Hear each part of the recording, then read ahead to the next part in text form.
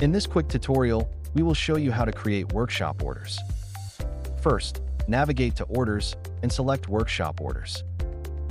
This feature allows you to create specific tasks and orders for your workshops. Click on Create. After entering the order number and title, select the source from which the items for the order will be used.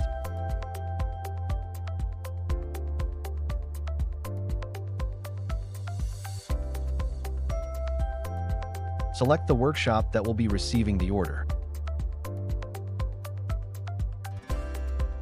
Now, let's look at the difference between input and output items. An input item is an article used to create something new, for example, wood.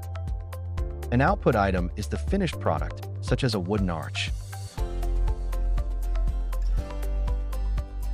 This is why you can create an output item below in case you do not have it in your inventory.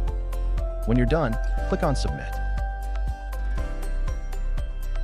Keep in mind that these orders are for reporting purposes. There is no need for the workers to accept them or process them.